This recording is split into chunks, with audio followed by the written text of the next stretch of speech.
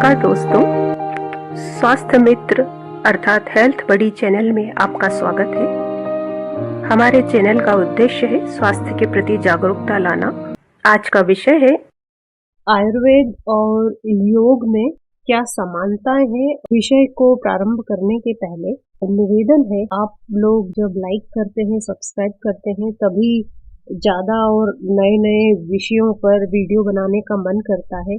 आप लोग जरूर सब्सक्राइब करें, लाइक करें, और जब हमारे सब्सक्राइबर्स बढ़ जाएंगे तो हम लाइव सेशन भी शुरू करेंगे, जिसमें आप लोगों को जो भी प्रश्न पूछना है आप पूछ सकते हैं। आइए हम विषय पर आते हैं। तो जीवन शैली से संबंधित जो रोग है उसको हम आपको आहार विहार, योग में आपको क्या करना चाहिए, प्राणायाम में क्या करना चाहिए, ये सब बता सकते हैं।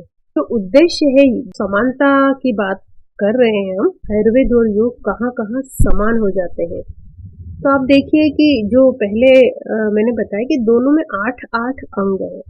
योग को भी अष्टांग कहा गया है और आयुर्वेद को भी अष्टांग कहा गया है। तो ये एक समानता है, बल्कि कई लोग ऐसा भी मानते हैं कि दोनों के रचयिता एक ही व्यक्ति है, क्योंकि दोनों को जो सिस्टमेटिक 8 ब्रांचेस में बांटा गया है वो एक जैसा सोच को बताता है। किताबों में माना नहीं गया है पर कुछ लोग मानते हैं।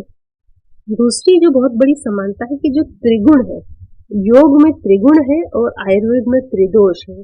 तो जो तीन का कंसेप्ट है वो अपने आप में बहुत ही ज्यादा मिलता जुलता है कि योग सत्व रज और तम, आपके उन तीनों गुणों से परे कैसे जाना, गुणातीत अवस्था की बात भगवत गीता में भी बताई गई है, उसकी बात करता है। और जो आयुर्वेद बात करता है कि वे तीनों दोषों को कैसे बैलेंस रखें, वात पित्त कफ।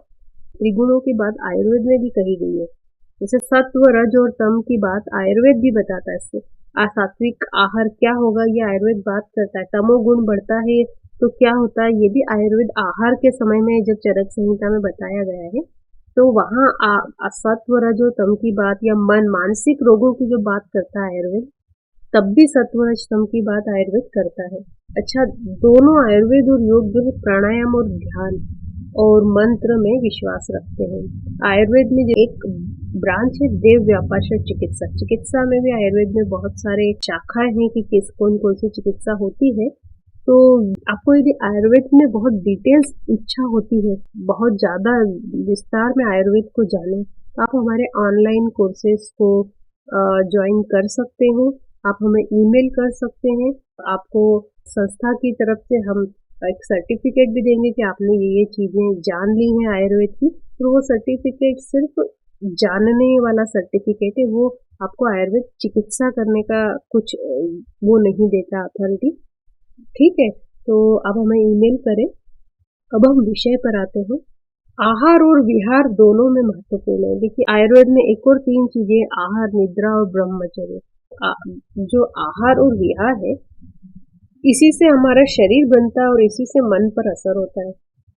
आप योग में भी जाएंगे तो योग में आत्मज्ञान के लिए आपको शरीर स्वस्थ रहेगा, तभी आप आसन कर सकते हैं, प्राणायाम कर सकते हैं, ध्यान में बहुत देर तक बैठ सकते हैं। तो स्वास्थ्य का महत्व तो योग के लिए भी है और स्वास्थ्य आहार और विहार पर निर्भर है। तो इसलिए आहार और विहार दोनों की बात योग और आयुर्वेद करते हैं।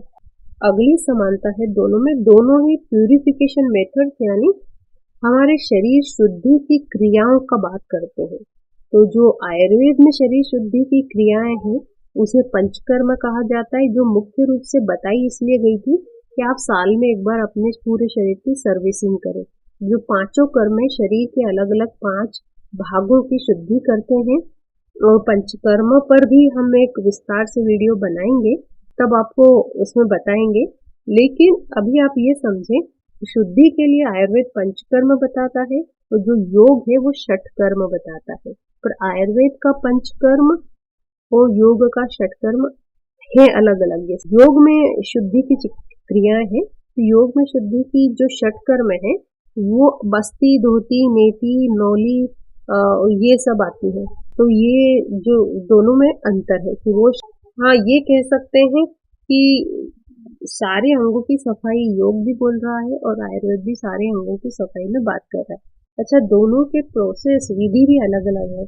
जो पंचकर्म की विधि है उसमें आपको बहुत ज्यादा सामग्री लगती है, जैसे तेल लगेंगे, अलग अलग तरह के औषधियां लगेंगी।